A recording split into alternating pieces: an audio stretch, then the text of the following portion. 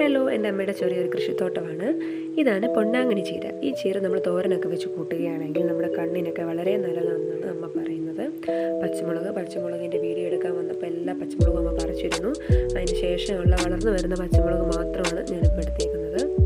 അപ്പോൾ ഇതാണ് കർണം പൊട്ടിമുളക്. ഈ മുളകിന് ഭയങ്കര എരിവാണ്. അതാണ് ഇവനെ കാരണം പൊട്ടി എന്ന് വിളിക്കുന്നത്. ഇവൻ കണ്ടാൽ ചെറുതാണെങ്കിലും ആള് സംഭവമാണ്.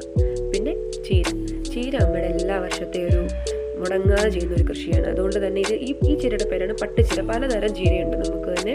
പിന്നെ ഈ അമ്മ പല രീതിയിൽ എല്ലാവരും ചെടിയൊക്കെ കുപ്പിയിൽ നിറങ്ങിയപ്പം അവിടെ അമ്മ പച്ചക്കറിയെ പറ്റി ആലോചിച്ച് പച്ചക്കറി അങ്ങനെ വെറൈറ്റി ആയിട്ട് ചെയ്യാമെന്ന് ചിന്തിക്കുന്ന ഒരാളാണ്. ഇതാണ് നമ്മുടെ അച്ചിങ്ങപ്പയർ. നമ്മുടെ കോട്ടയത്താണ് ഇതിന് അച്ചിങ്ങപ്പയർ എന്ന് പറയുന്നത്. ഇത് വെണ്ടയ്ക്കയുടെ അവസ്ഥ ഇതേപോലെ സെയിമാണ്. വീഡിയോ എടുക്കാൻ വന്നപ്പം വെണ്ടയ്ക്കയില്ല. ഇത് എൻ്റെ ഫേവറേറ്റ് ആയിട്ടുള്ള കട്ടാർവാഴ, അലോവേര. ഇത് ഞാൻ അമ്മയെ കൊണ്ട് പറഞ്ഞ് നനയിപ്പിച്ച് എടുത്തതാണ്.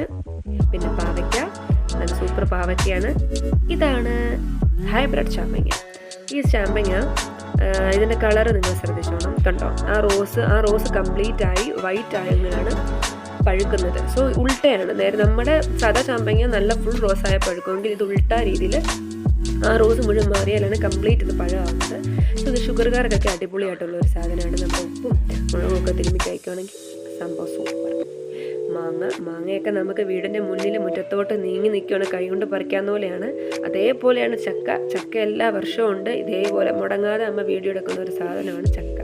എത്ര വേണമെങ്കിലും എല്ലാം നമുക്ക് വീട്ടിൽ നിന്ന് പറിക്കാം. ഇപ്പോഴാണ് ഞാനൊരു കാര്യം ആലോചിച്ചത്, പേരക്കേനെ മിസ്സായിട്ടുണ്ട്. ഇതെല്ലാം വീടിൻ്റെ മുന്നിലുള്ള ഒരു ഐറ്റങ്ങൾ മാത്രമാണ്. പിന്നെ വീടിൻ്റെ ബാക്കിൽ ഇനി കപ്പയ, ചേങ്ങ, കപ്പളങ്ങ ഇങ്ങനെ കുറേ ഉണ്ട്. അതായിട്ട് പിന്നെ വരാം.